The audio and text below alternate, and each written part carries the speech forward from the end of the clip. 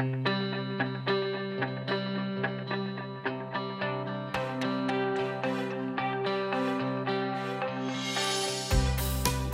Peter Kaldes here. On this season of Future Proof, we're on the frontier of connectivity and aging.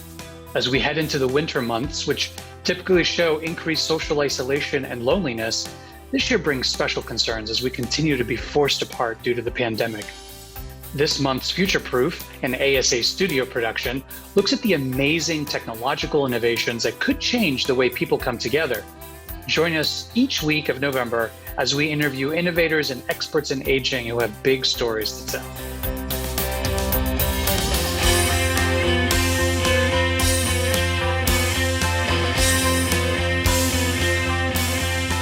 Hi everyone, it's Peter Kaldes. Welcome to another episode of Future Proof.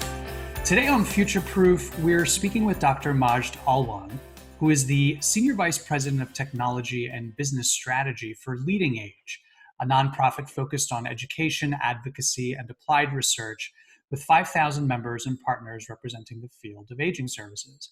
Alwan also is Executive Director of the LeadingAge Center for Aging Services Technologies, or CAST, as many of you may know of it, and a noted researcher and authority on aging services technologies. Dr. Alwan, I'm delighted to have you joining us today. Thank you so much, Peter. The honor and pleasure is all mine. So today we're going to talk about LeadingAge's efforts to help their members assist older adults in remaining engaged, particularly socially connected during the pandemic, and as the holidays are approaching, reducing their isolation there as well. But first, let's talk a little bit about LeadingAge's role in helping older adults. Well, as you know, and as your listeners know, LeadingAge is a 501c3 not-for-profit that has under its umbrella over 5,000 aging service provider organizations that are reaching out to over 4 million older adults and caregivers. So they're serving them in a number of ways. The only common factor among those providers is that they're not-for-profit, but they span the whole spectrum of care and services and social support, from housing to completely continuing care retirement communities known as lifetime communities these days, all the way to Meals on Wheels and senior centers and adult daycare and so on and so forth, as well as, of course, home health and home care and a lot more social support services. So we firmly believe that through our members, we have a responsibility to ensure that our members are utilizing the best and the most effective and efficient tools to improve the quality of care and quality of life for the populations they serve, not only the older adults, but also the caregiver, both the professional caregivers as well as the family members, the friends and peers of the older adults themselves. Now, could you, while we're explaining basic definitions here, could you also explain the term intelligent robotics and what it means for today's society? Well, maybe we should start with robotics, right? Because the word robot, usually for the average person, it conjures one of two images. The first one is the humanoid robot, the Terminator, right? Or the Transformers. The second conjures, the second image that's conjured is usually assembly line industrial robots. But in reality, any device that has sensing and perception of the environment, perception of what's happening. So whether it's a camera or rangefinder measuring distances, odometers on the wheels of anything, as well as processing to make decisions, as well as, of course, actuation, taking actions. that's a robotic application, right? And in today's life or examples, self-driving cars or even regular cars on the market today with assisted driving capabilities like automatic braking, emergency braking, and so on and so forth. These are all robotics. Now, the intelligent part, it means that this robot is using some of the artificial intelligence capabilities. In other words, it behaves as if as if a human is controlling it and driving it, and there is a human making decisions behind the scenes. That's the perception it gives. It means that it can analyze quickly the situation, make a decision, and even execute a plan. And even if the plan is interrupted, it means that it can react and it can alter the plan on the fly, as opposed to the earlier industrial robotics that would execute something repetitively, and if something sort of comes in its way, it stops and calls for help, right? So that's intelligent robotics. And what it means today is that, again, we're starting to see these applications around us. Again, I mentioned the driving cars, but you could also have autonomous wheelchairs, right, that are designed for individuals with multiple disabilities who are unable to sort of drive the wheelchair, or don't have the sensing or the capabilities to perceive the environment completely, so potentially could be blind or have macular degeneration. So these are the two areas of applications that I was intrigued in, and my PhD project was an autonomous wheelchair for handicapped people with multiple disabilities that had voice control, well ahead of the Alexa and the Google Home. As well as later on, I developed a walker, an intelligent walker that can help older adults with macular degeneration avoid obstacles indoor, but still allow them to dock onto objects that they're aware of, and so on and so forth. So I'd love to talk some more specifics about the application of your robotics expertise at CAST. I know you have something called a social connectedness and engagement technology tool, and I was hoping you could share with us a little bit about that tool. Well, that's an interesting tool. It's actually one of several tools that we have developed. As I mentioned, we feel that our members should be utilizing technology to deliver care much more efficiently and improve the quality of care for older adults. So we started by raising awareness to available technology solutions. And then I was the co-director of a seminal research study funded by the Department of Health and Human Services, the Office of the Assistant Secretary for Planning and Evaluation, that was mandated by Congress. It's called the Aging Services Technology Study report to Congress, where we looked at the common care issues that are prevalent, costly, not only financially, but also burdensome to the caregivers as well as family caregivers. And we looked at available technology solutions, research proving their efficacy and cost effectiveness, the barriers to their adoption, and so on and so forth. So we started raising awareness more to those specific effective solutions, but we found that our members are still needed a lot more hand-holding. I used to get a lot of calls, what's the best engagement solution for my organization, without getting much information. So I started then walking them through a matrix to sort of collect information about commercially available products. So we did that for several of these what I call foundational technologies, key enabling technologies starting with the electronic health record back in 2012. And I believe in 2015, we did the social connectedness and engagement technologies. Whereas the social connectedness and engagement, not only is it a need, not only is it important and has implications on health, physical health and mental health and well-being of older adults. As you know, social isolation has the impact of smoking 15 cigarettes a day, right? So we did the same for social connectedness and engagement, and we differentiated between social connectedness, which is self-initiated, right? It helps the person reach out to their social network.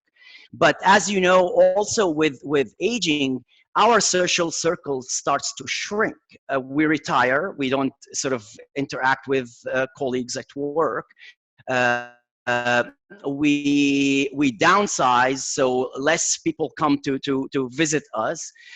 Sometimes we retire somewhere else, right? We uproot and retire somewhere else. So again, so the engagement technologies are one step further than sort of social connectedness technologies. They entail engaging a third party, a facilitator, a moderator, someone who would help sort of initiate conversations, reach out to those who are not socially engaging or socially connecting by themselves, right?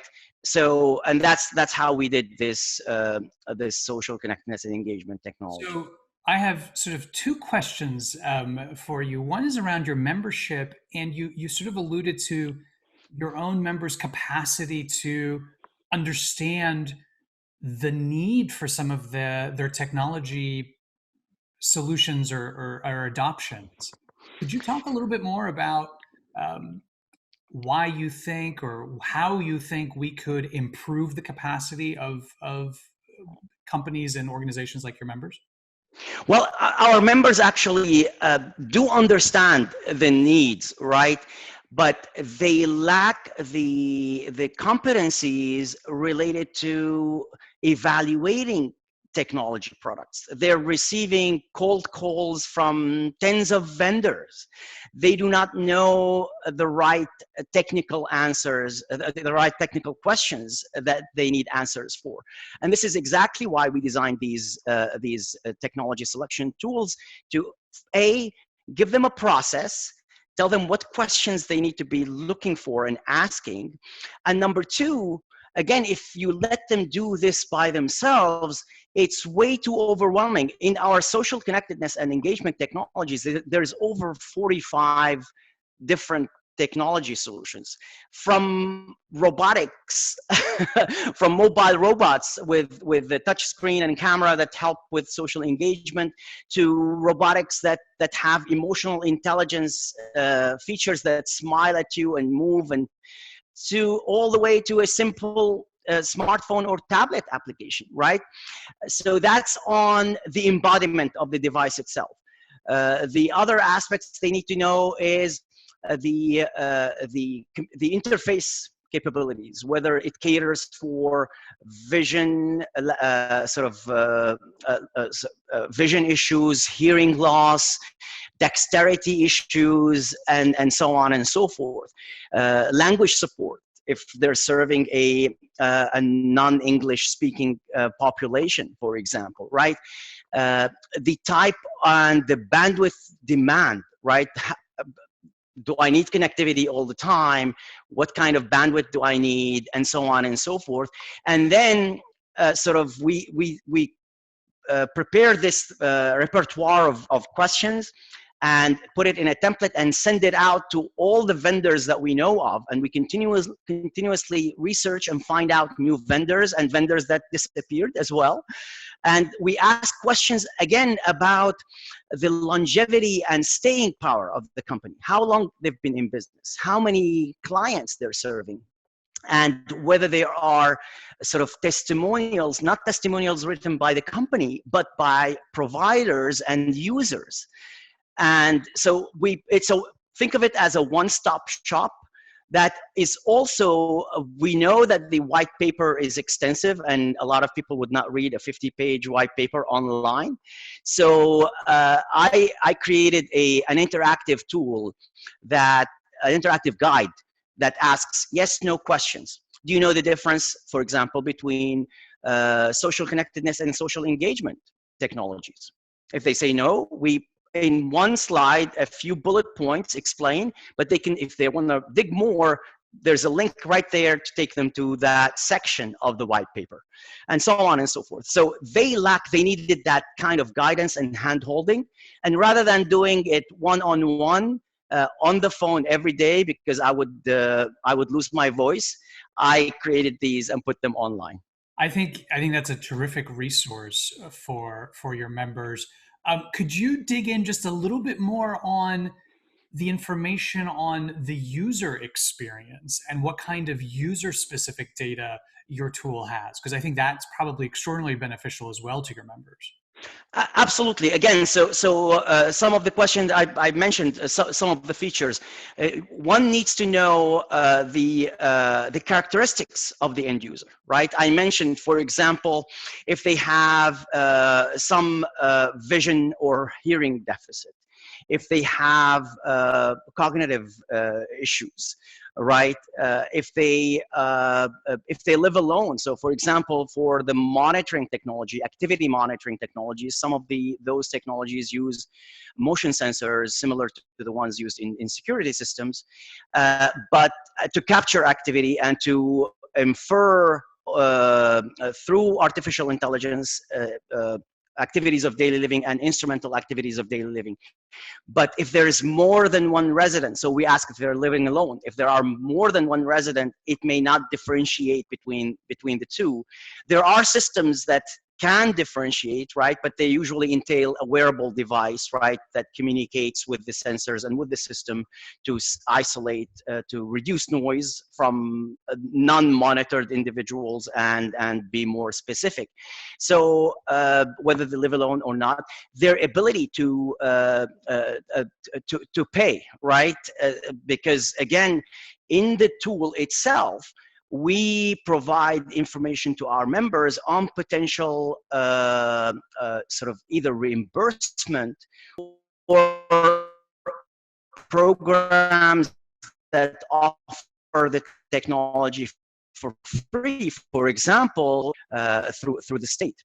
Also, there are some Medicaid waiver programs, right, that cover not just the technology, but also the services that the technology may enable in certain states and in certain counties. So again, we also explain the business model and the available business and revenue streams, the available subsidies and sort of financial assistance programs, and again, how the end user could evaluate the ROI, the return on investment in that technology.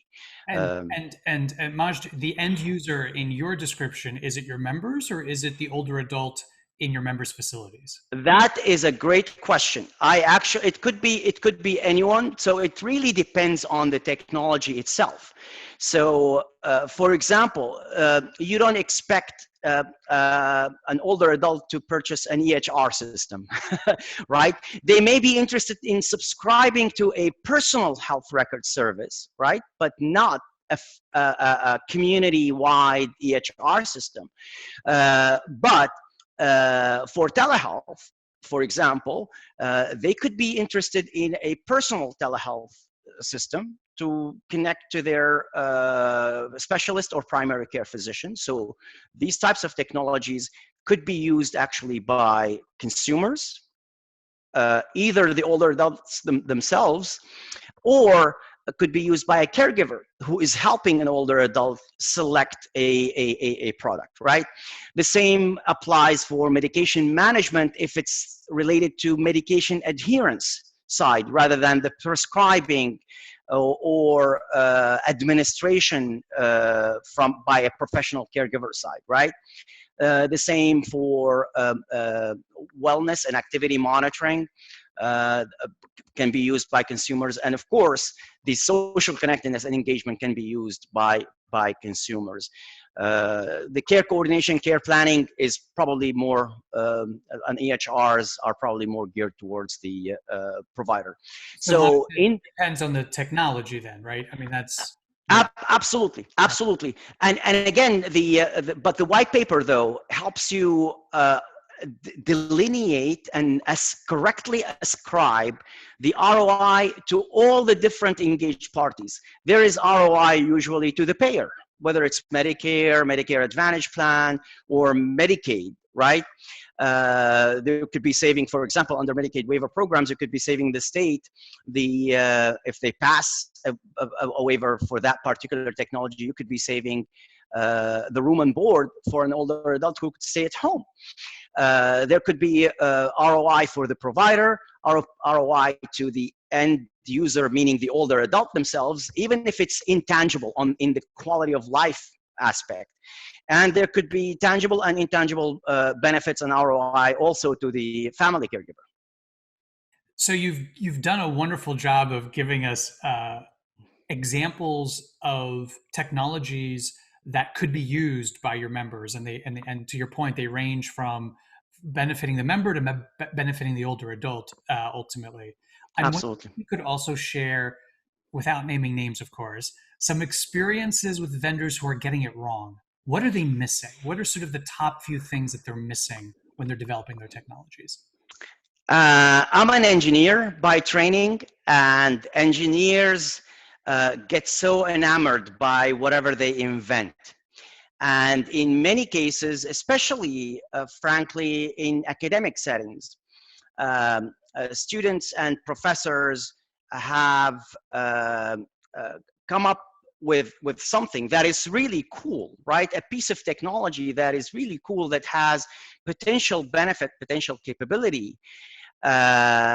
So they have a solution in search of a problem, rather than starting from understanding the problem, living with caregivers and older adults, learning what their issues are and what their daily struggles are, and then designing a solution from the ground up based on the end user's experience. That is consumer-centered, or user-centered probably is the better term in this case. So, and that's why at some point we did a Hackfest, a series of accelerated development that brings a multidisciplinary team of developers, not just the hardware and software engineers and the technical side, but also a clinician, a nurse, family member, as well as a representative of the older adults. And they work together hand in hand on identifying the most important problem, putting something quickly, developing something, a prototype in 24 hours. Type of practices increase the chances of whatever solution is invented or created to be a lot more successful down the road. So can you talk a little bit about focusing on not just the older adult as the end user, but caregivers and people who are in the older adults ecosystem?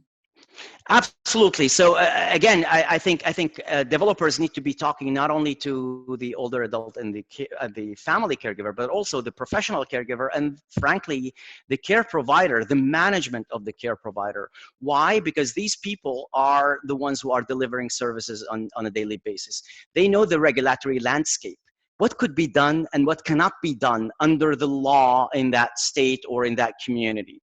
They know exactly what are the revenue streams and the programs that are available for subsidies or reimbursement, so that the solution is sustainable. You're not just selling a piece of hardware or a piece of technology, but you are potentially getting service through that technology, right? If the technology is not enabling something, for someone to do, it's not solving a problem, right? And I believe that there is sometimes we try to fully automate and forget that there are a lot of things that technology cannot solve without the human in the loop. So we need that focus on the human in the loop, and more so, the family caregiver is not always available or present to be that first responder in the loop, right? And they are already stressed and strained, as the research shows. So again, we don't want to sort of solve the older adults problem at the expense of overburdening the family caregiver or the family members. No, that's a very, very important point. Dr. Alwan, I have just sort of one final question for you, and it sort of ties to the name of the program that you're on, called Future Proof. What are you most excited about in terms of future technologies that are coming online to help support improved social connectedness? What excites you? I am most excited about the successes that has we've seen in the voice control devices that are making interfacing to and interacting with computers and technology extremely intuitive. There's a lot to be done, again, to help those devices to improve understanding the context, right? But we are seeing significant interest in and adoption of these technologies by older adults, caregivers, and aging service providers. So I have time for one last question for you. And Dr. Alwan, what are you most excited about in terms of the technologies that you're seeing coming down the pipeline? The first technology, of course, is, I would say, voice technology. We've seen a lot of progress made, and this has made interacting with and engaging, interfacing with computers a lot more intuitive and natural for all of us, not just older adults, but particularly for older adults who are not as competent or comfortable with using a mouse or even a touch screen, right? And we still need to improve on these technologies in terms of better understanding the context of the questions or the dialogue. But I believe we have a good and very promising start. And we've actually seen a lot of older adults, caregivers, and aging service providers jump on this bandwagon and adopt these technologies.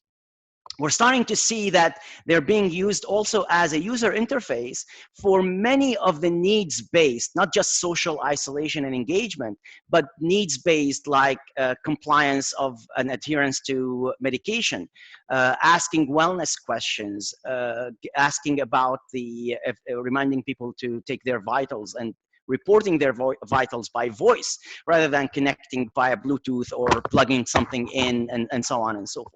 Right. So the second area where I am excited about is the whole area of artificial intelligence and deep learning, right? Where we have capabilities to combine data from multiple sources, from, for example, from the EHR, the telehealth, the medication monitoring, the activity, the social, and making sense of it. The data analytic tools and capabilities, including building predictive models and sort of identifying potential issues before they happen or before they exacerbate and increase the burden, and thus intervening early and more proactively.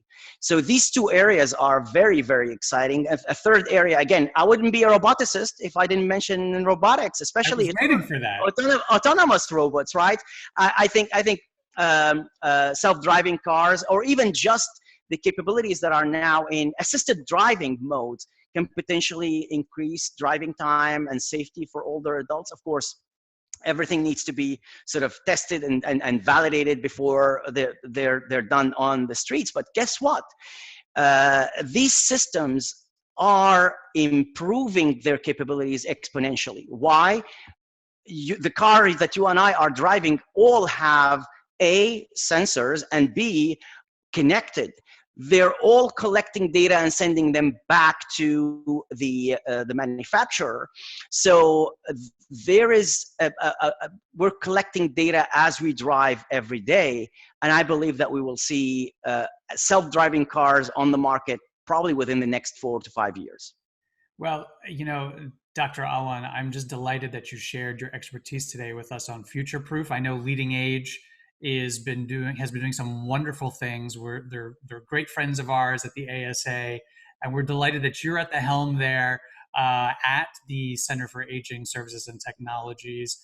And I guess the lessons learned here is look out for voice, AI, and robotics to help improve aging services, right? Absolutely. One last thing, though, related to future proofing, is the fact that our demand on bandwidth is increasing at least 50% year over year. So demand on bandwidth is increasing exponentially. You and I know that we need to every couple of years upgrade and pay more for our internet service, right? So the same for providers, the same for older adults. But I do have one caution. I would like us as a country and as a society to invest more in future-proofing our telecommunications infrastructure, not focus just on 5G, which is for mobility, but also for increasing the bandwidth to communities, not only and making it affordable, right, for low-income older adults, regardless of where they live. Make it accessible and available in rural areas, and make it affordable in inner cities and urban communities. I think this pandemic has reminded us of those broadband needs, and I'm glad that you brought that up. That's an important point. Absolutely. Dr. Alwan, thank you again for joining us today on Future Proof. Thank you, Peter. It's been a pleasure of mine.